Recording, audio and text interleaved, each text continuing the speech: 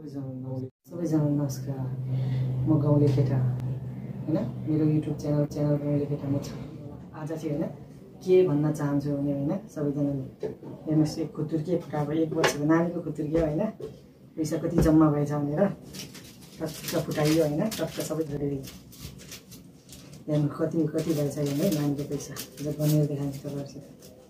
1,000 2 3 4 5 6 7 8 9 यसले 10 भयो, 10,500 भयो है। 10,500 हजारको चाहिँ एउटा मात्रै रहेछ गाडीको, 10,500 हैन। यो हेर्नु 100 कति रहेछ, 100 किनेको यसरी नानीको पैसा 1 वर्षको जम्मा गरेको कति हुने रहेछ।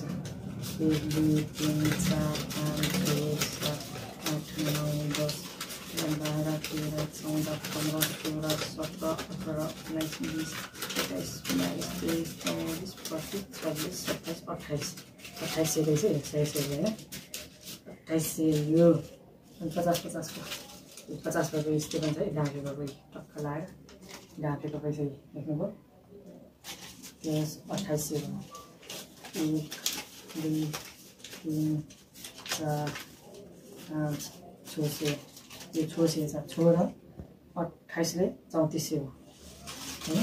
अब यो भोलु कति रहेछ भोलि है, 2 3 4 5 6 7 यसले 8 भयो, यसले 9 भयो, यसले 10 भयो, 200 34 ले 2 3600 भयो।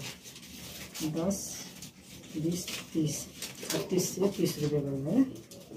3630 रुपियाँ भयो। यहाँ 10,500 भनेपछि 3630 भनेपछि त्यसले 11,000 भयो। 11 3 14,000, 14,130 रुपियाँ गाइज हो। फाइनली 14,530 रुपियाँ भएछ है साथीहरू।